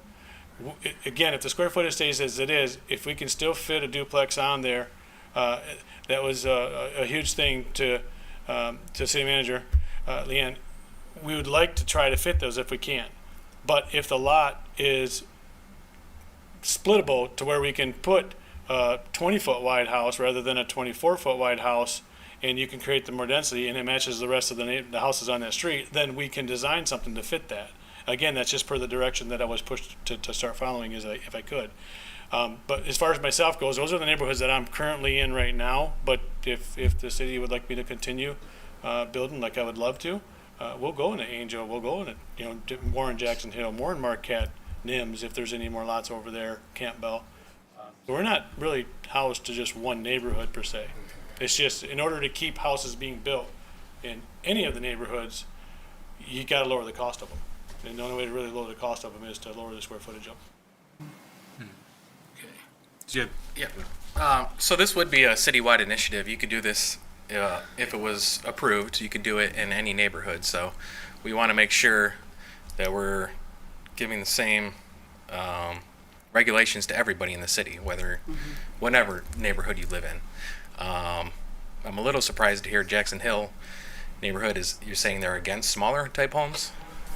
Well, they like the historical value of those homes, and duplexes, as you've heard from them at some of the meetings and stuff like that, where, and that's why they did the study with this Northeastern University, and we're waiting for that study to come back for the inclusive zoning and what they should see or what they want to see in their community. And it spilled over also with the 3M1C to get a broader insight what would fit in those neighborhoods. We understand the land use, when you talk about doing this type of development, and the density there, when you talk about adding all these homes, it creates it where you don't have that history of where you've had somewhat of a yard and homes are so close together now, some of them, and that's some of the concerns that they've had, you know. Yeah.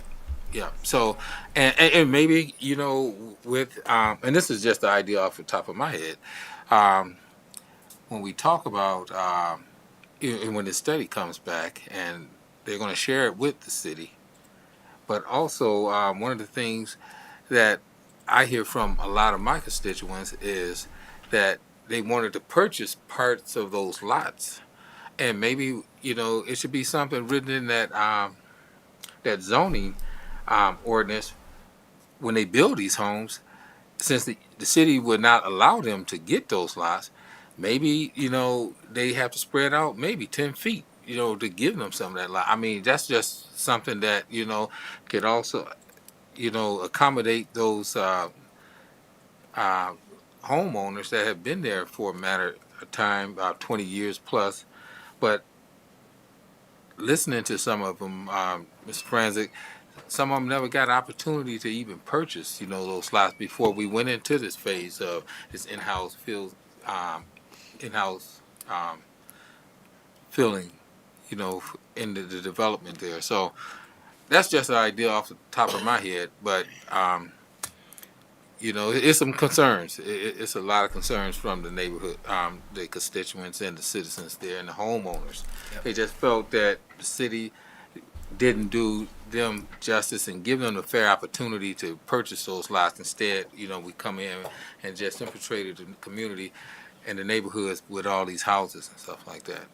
Well, yeah, those are some good points. I do want to be clear that we're not asking to rezone anything. Right. So we're not asking to change any neighborhood from single family only to allow for multifamily.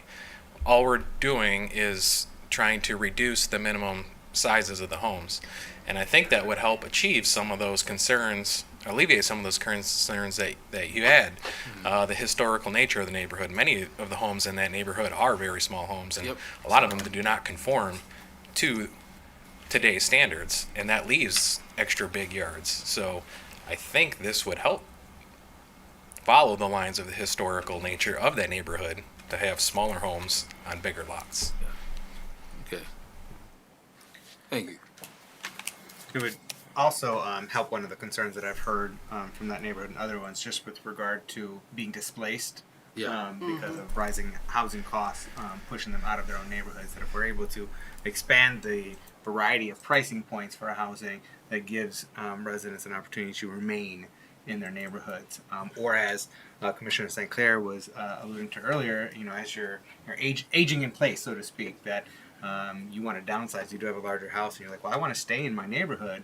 I want just a single level, 0 step, maybe 1 bedroom, and adding this variety to that enables those residents to remain in the neighborhood that they may have, you know, raised their family in and grew up in, and to remain.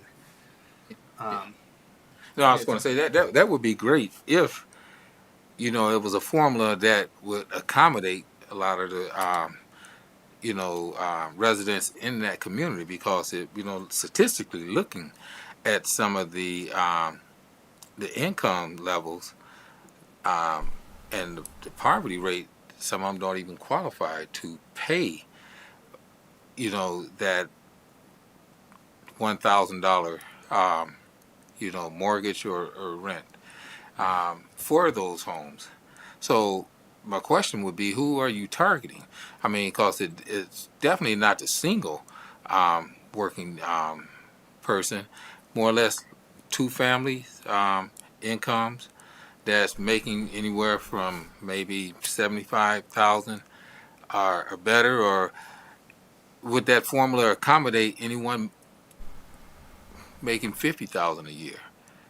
So, you know, those are the questions that we have, you know, and when we talk about this type of development, and would it be accessible and fair opportunities for the average person that don't, you know, make, you know, over that $50,000 income.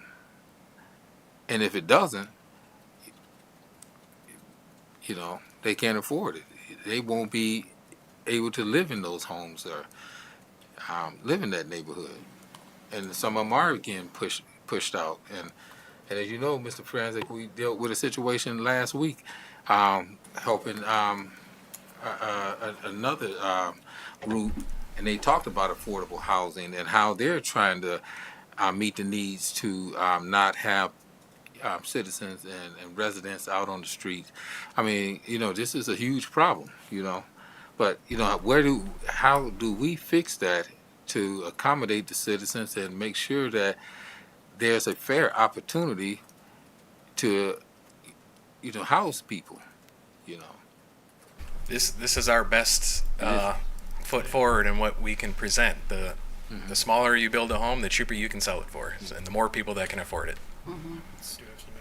An additional element of our city's concerted effort to add housing across our city and at every price point. Because this isn't going to be requiring any new developments or any new housing to be at the smaller size, but it creates that opportunity for the lower square footage housing for the market that serves, and to bring that price point down. Unfortunately, even that price point has increased because of inflation. I remember talking to Mr. Dusendang a couple years ago as we were considering the pilot program of like, okay, and other housing construction. We were looking at that time, it was going to be $170,000 to $200,000 for these new houses. Now they're 3-bedroom houses; they're pretty good size, but it's like we've got a lot of folks in our community that can't afford that. Like that is just beyond the realm. It's like, how can we get that cost down? And one of the options was to go with the smaller footprint for the house. Unfortunately, that price has risen more. So like we're making efforts there, but and it's not the only the only program or the only tool or the only initiative for us to pursue. It's just one of many that we are pursuing to add more housing, and housing at every price point to serve a wide variety of folks within our community, and while welcoming newcomers as well. Mr. Mayor, you had mentioned just now about the houses are large. And the reason why is because we're forced to have them that large because of the way the code reads now at $850 for a 1-bedroom. So we're forced to have, then it's $150 for every additional bedroom. So for a 3-bedroom house, which was the sweet point we were trying to get at, you had to build a 1,150 square foot home. You have no choice. You have to follow the code. So those houses they're working from what they were, but now the cost of that construction has gone up $40,000 for that same home. Sometimes 30, 35 even, but still you're still up to $30,000 of an added into that. Now, if you take, a rental at $1,000, how many years does it take you to gain back an increase of $30,000? Well, it goes to show a lot of months. So, but to answer the question about the, AMI, this was the sheet I just printed off where I had left, and this is based. The new numbers don't come out for AMI scale until July of 2022. So this is going by July of 2021. But you had mentioned the income of roughly $50,000 for a family of 2 or single family, about a household income. That is of last year from Fannie Mae AMI was $51,200 was 80% AMI.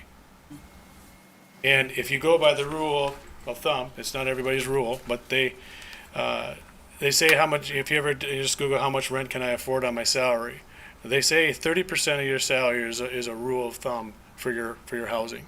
So if you were to take at that 50,000 AMI, you can afford, based on a $50,000 year income for that whole household, your rent's $1,250. People have different spending habits than other people.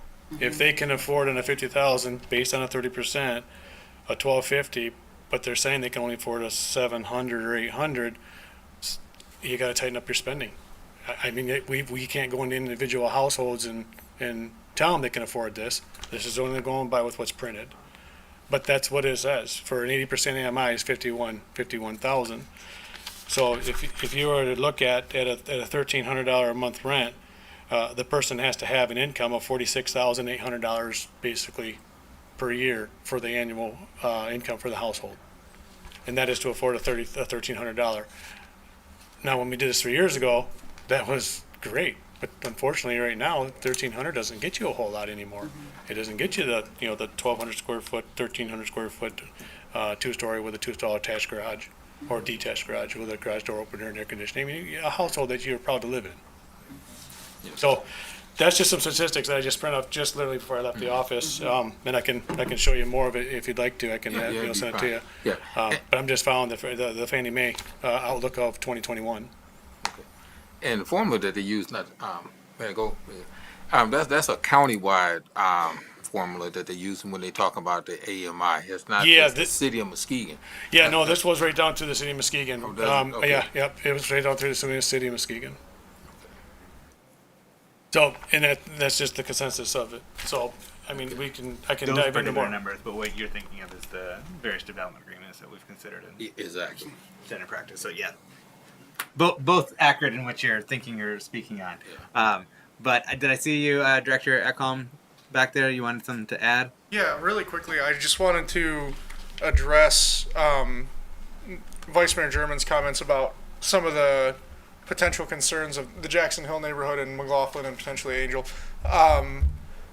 We kind of started this conversation based on the feedback we got in Jackson Hill neighborhood and their, concerns about kind of the changing fabric of their neighborhood. So, to Director Franzak's point, they have a lot of small, detached, single-family houses, and we also see the east side of the city.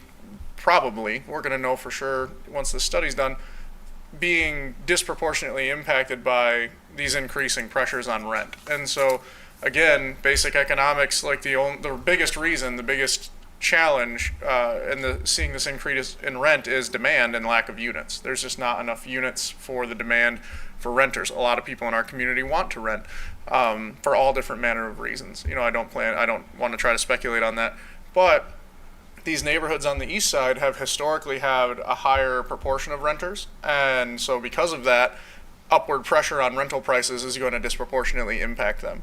And so the more we can infill units, the more that we can try to blunt that upward pressure. Now, we brought a lot of feedback to those neighborhoods about our interest in rezoning to form-based code, and we got a lot of resistance on that.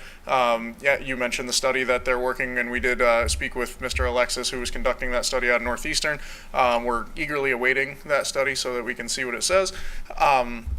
So we have no interest at this time in making any rezoning over there until we work actively with the community. But as Director Franzak mentioned, this is something we can do citywide to equally impact everyone, not just, not pick and choose which neighborhoods we apply this to, which will provide more affordable housing opportunities that are single-family detached homes, which is exactly what the Eastern Ward that you represent said that they wanted when we went and got their feedback.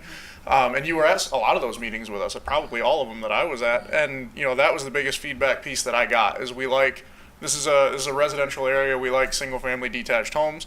And we talked about, what about like some smaller homes? And a lot of the residents there were like, yeah, my house is, you name it, number of square feet, but I have a big yard and I have a shed and I have my space.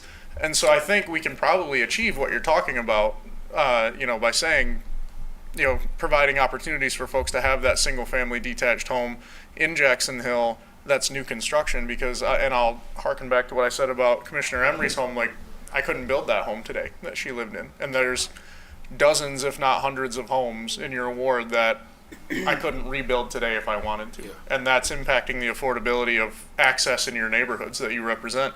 And I think, as I said, I'm quite sure they're disproportionately being impacted by these upward price hikes. And until we can get an influx of units, that's going to continue. Yeah. So. Yeah, thank you. And I'm going to wait for that study as well. For sure. To come back, because that's definitely going to have a huge impact. As you mentioned, Mr. Alexis, and I think he shared some of the developments that he did up there in Boston also, which was phenomenal. At $500 a square foot, he said. That was crazy. Like, just because it's such a large metro area, and he's doing multifamily, low-income housing infill, which is awesome.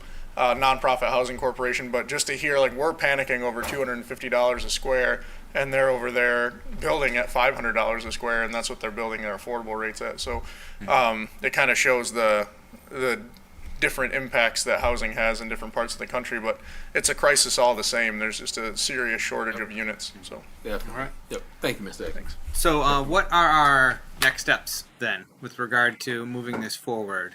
I would like to bring this to the August Planning Commission and then the subsequent City Commission meeting. Okay. So there'll be a planning commission hearing on this. This essentially would affect the entire city or all residential zones.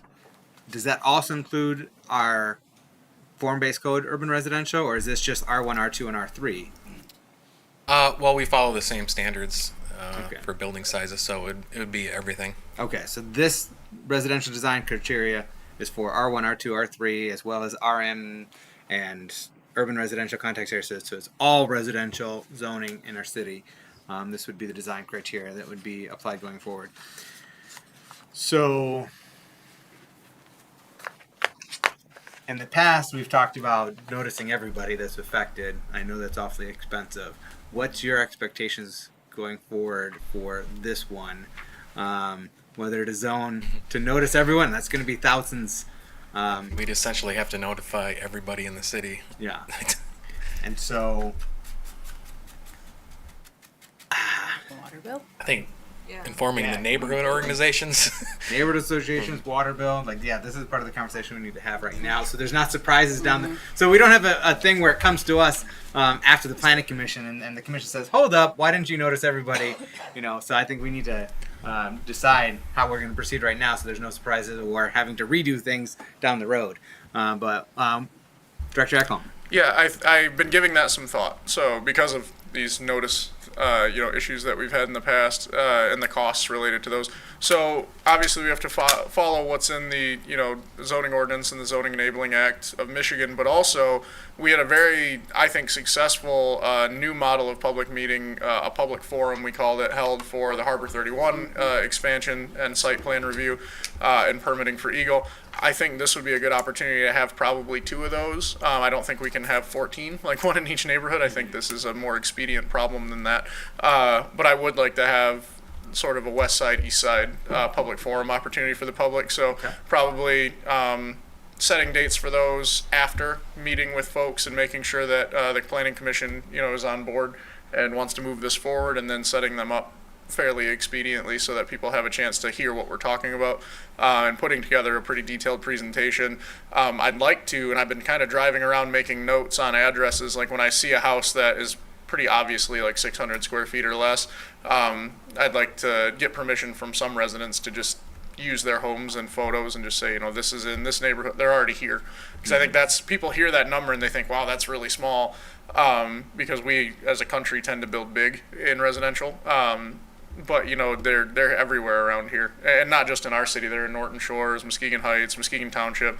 I think we've just gotten away from it, and it's something we have to kind of get back to if we're truly going to make housing for everybody. So I'd like to try that public forum concept again. I think that worked really well. We had good attendance, and then have Director Franzek take the lead on taking it through its normal process as well. Okay. So as part of those 2 public forums, I think it's a good step forward. Can we, I heard someone mention water bill, can we include and insert in the water bill or in that memo, just informing the dates of those public forums so people are aware?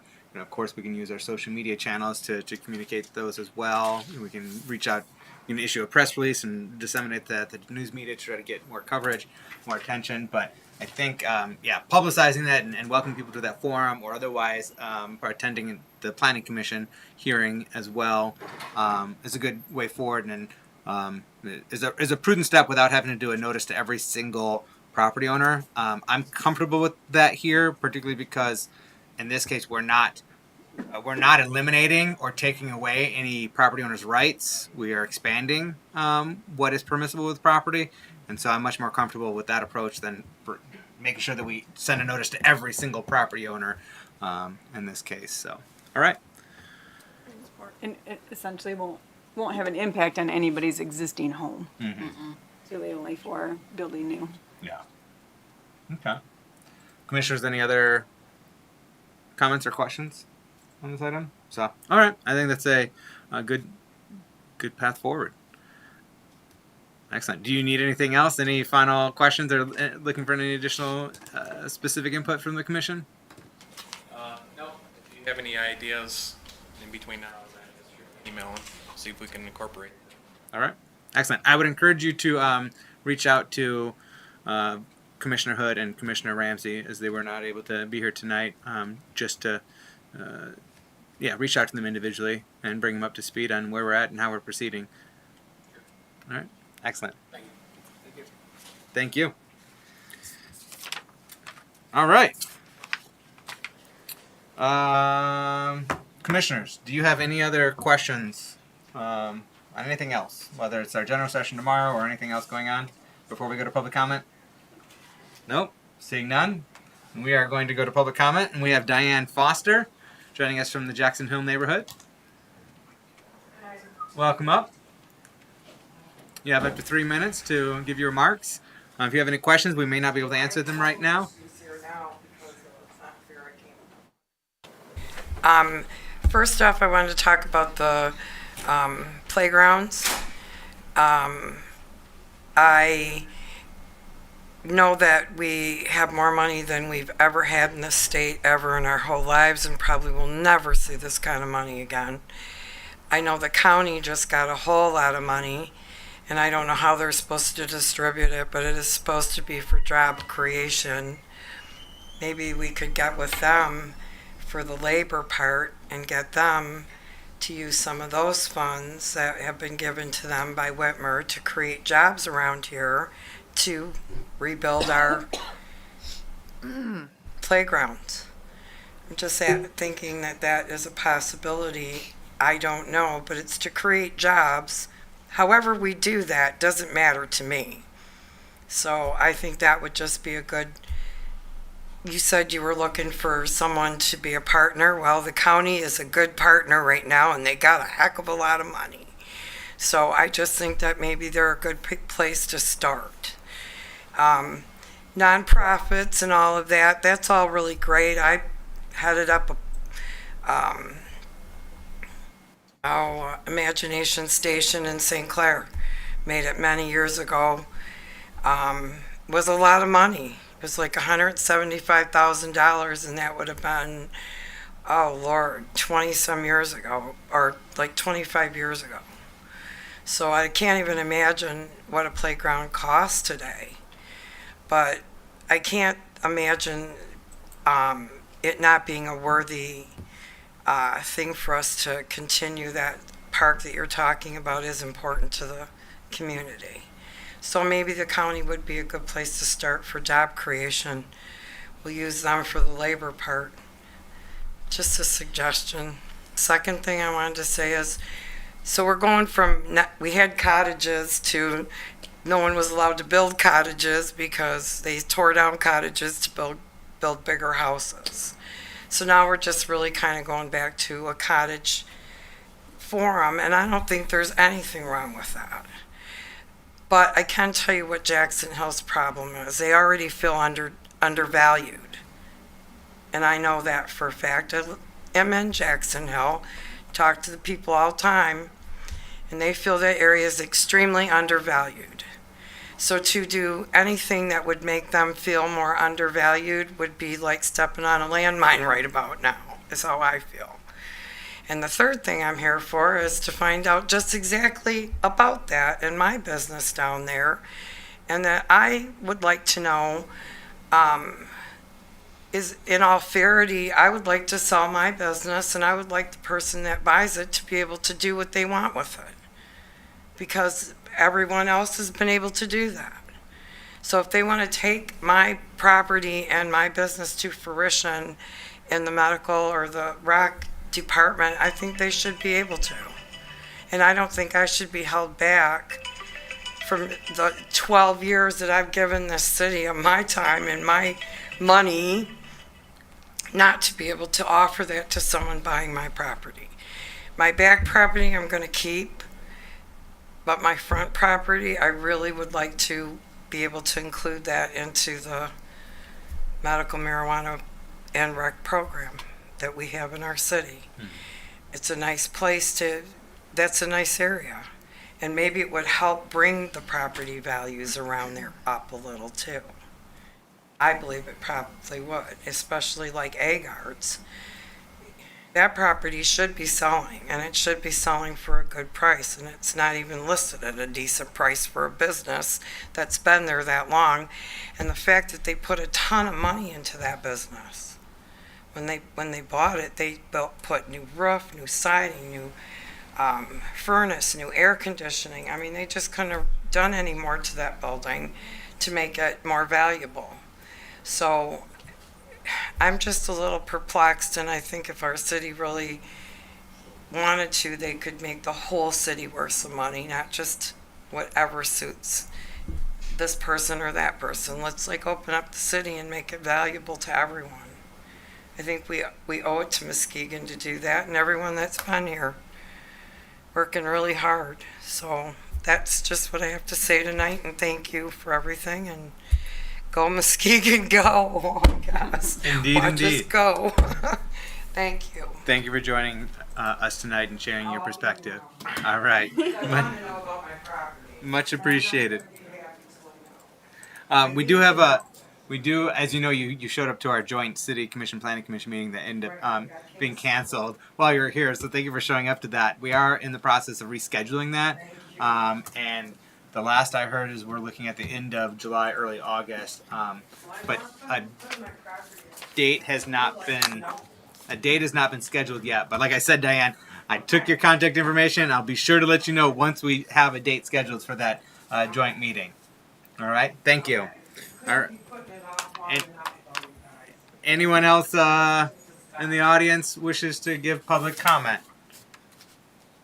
Seeing none, I would welcome a motion to adjourn. So moved. Commissioner Emery got that. All right, we have a motion by Commissioner Emery, supported by Vice Mayor German to adjourn. All in favor, please indicate by saying aye. Aye. Opposed, same sign. The ayes have it. We are adjourned. Take care. Be well. Sunny. Waves 150 feet.